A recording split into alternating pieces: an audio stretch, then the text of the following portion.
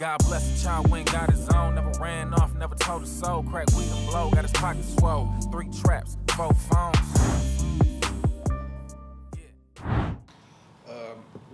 Well, before I really jumped into music, I was into acting real heavy and writing poetry and like being on stage plays and stuff like that. But I had a brother that was the same age as me. He was my stepbrother, and he was heavy into music, heavy into rapping and all that. But he passed away when I was like 9 years old. He got hit by a car, and I had decided just to do music in his memory. And I had became real connected to it. I had seen reasons to do it outside of remembering my brother. Like I knew there was a way I could connect with my people. It was a way I knew that I could teach and educate my people. I've always looked at myself in a form of being a teacher.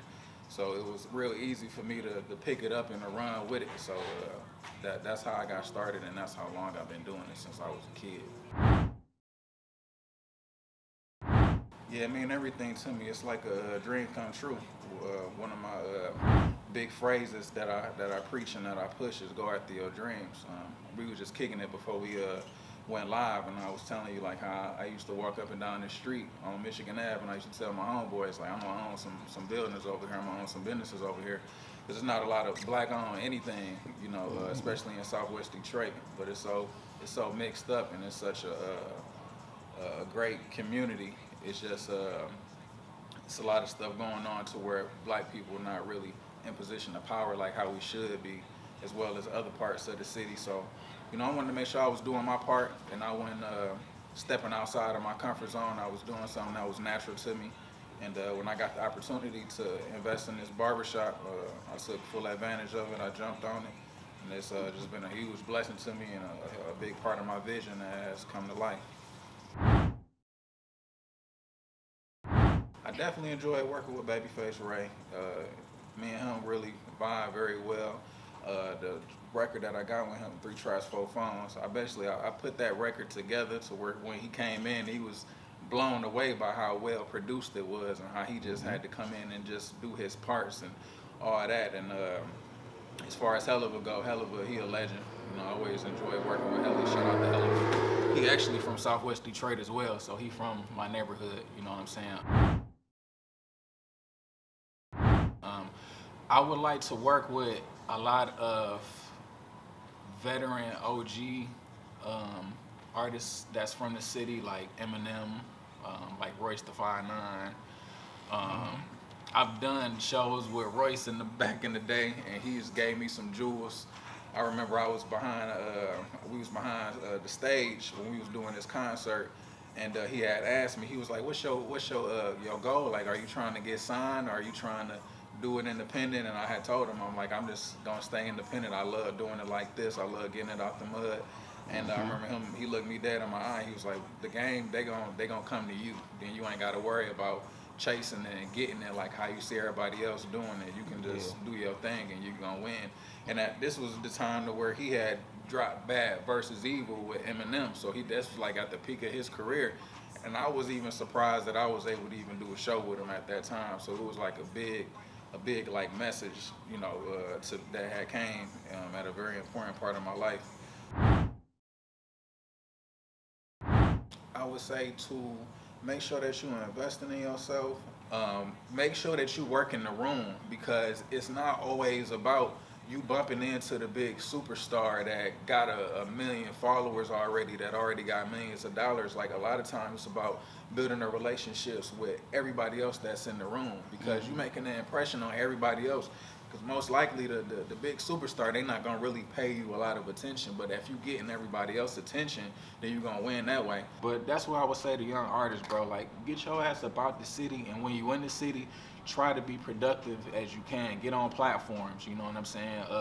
Fuck with different producers. Go to different studios, you know what I'm saying? Make sure you moving smart, but get around and network with other people, you know what I'm saying? Like CM Culture, you know what I'm saying? Ayo Nino, you know, it's so many guys out here that you can tap in with. They're gonna give you good quality, and you're gonna be able to tell your story, and you're gonna be able to get good visuals out, because that's really all you need. You need good visuals, and you got to be consistent, and you just got to believe in yourself and believe in your music.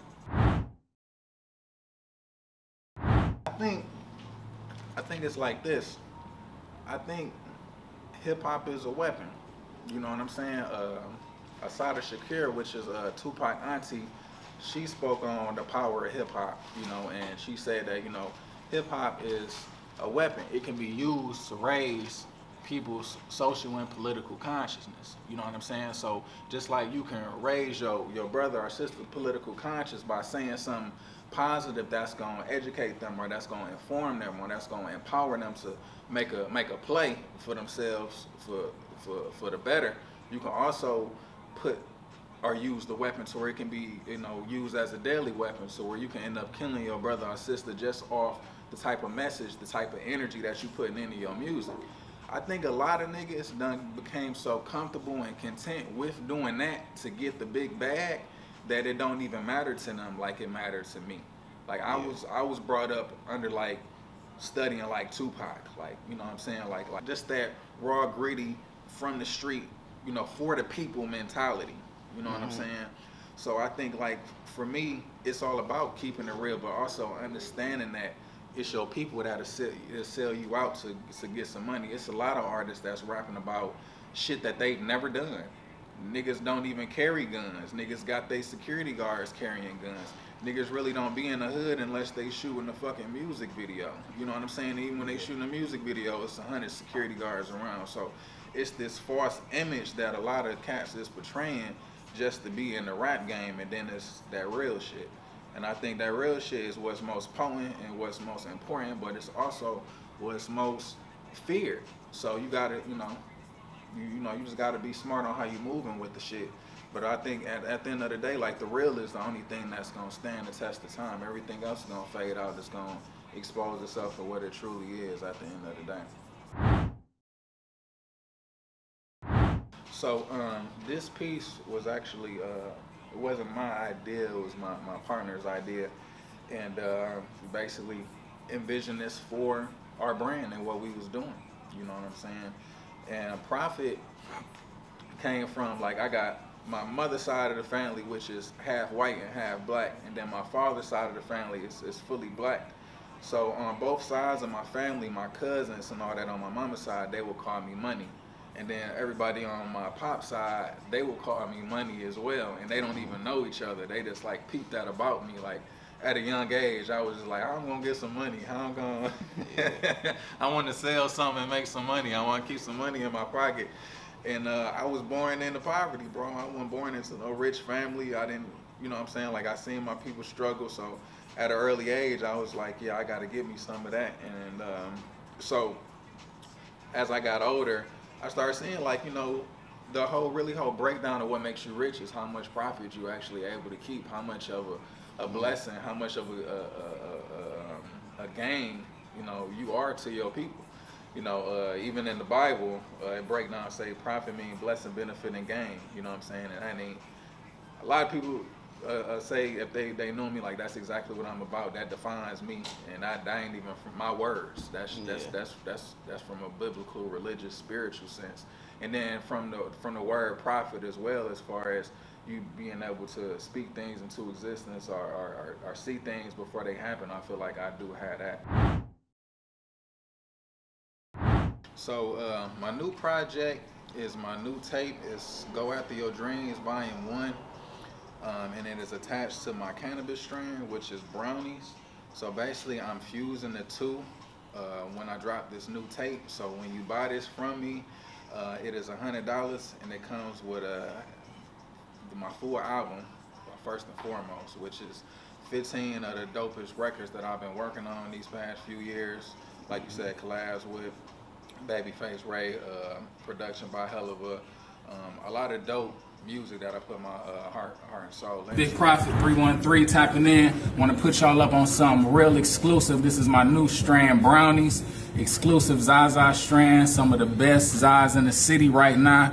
I'm gonna show y'all how to use it. It's also attached to my music, so when you scan this, it's gonna take you straight to my music site where you can download my new music for free. Just scan it right here, boom. You feel me? Scan it right there. It's gonna take you right to the site. Feel me? Got Got the brownies on deck as well on the site. Hottest rapper entrepreneur in Detroit. Tap in with your boy. 2023, we taking over. Let's get it, my baby. Southwest. And you know, I was telling you a little bit ago, I sold hundreds of CDs in the streets to pay my rent at one time, you know, for $10. And Southwest Detroit paid me and helped me to do that. So I'm very confident that I'm gonna be selling thousands of these. I've sold 145 and I just printed these up probably like a week ago. You know what I'm saying? So just based off of me just hitting people up before I even drop it, like, yo, I got another probably 75 like pre-orders that I know I got people like just waiting for me to do the release that's gonna come and grab them. But my big goal is to sell 10,000 of these within 45 days of me dropping it. I also got a partnership with a couple dispensaries that's gonna be taking a few hundred of these off of me, so I'm real confident I'm gonna be able to hit the goal. But yeah, this project is just for my people, man. You know, it's the weed that I smoke. It's the music that I've been creating in my own studios for the last few years. I've had studios on the east side. I've had studios on the west side, all out of my pocket. You know what I'm saying? From engineering to mixing and mastering to, you know, getting singers on it, getting other artists that I want to get on music with me. So it's like, you know, it's a big like collaboration of all my work and all my passion built into this. And on top of that, bro, it's just like, it's innovative. It's every time I do something, I want to be able to spark people's minds. I want to be able to speak to people's hearts directly. So that's what I'm doing with this project. The only way you'll really be able to get that full experience is if you buy this and if you listen to it, if you scan it, you listen to all the records, you smoking to it while you listen to it, you know, and $100 for a quarter of Z's, that's how much the shit costs anyway to smoke good. So I'm just really, the Z's is free and you paying $100 for some of the best music to come out of Detroit right now. Okay. Yeah. So that's the way, that's the in into the music, basically. Yeah, absolutely. And you know, you can be looking to see this brand all around the city, all around the nation.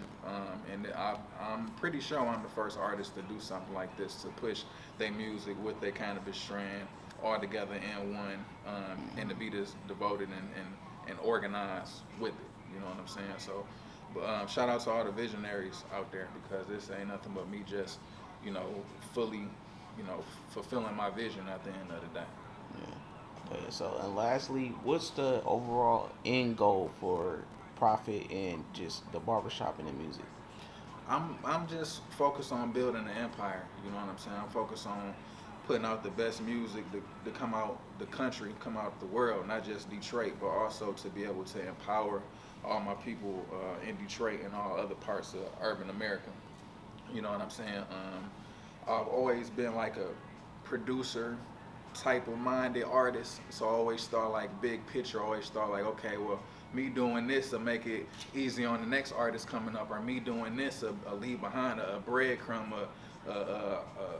something that can, you know, help other people that's coming right behind me that's taking notes. You know what I'm saying? Because like I said, at the end of the day, I always feel like I was a teacher, so it's like it's just in me to be able to sit down and share game. You know what I'm saying? So my end goal for profit is just to be at top of the castle, be at top of the mountain, and be yelling down like, you can do it.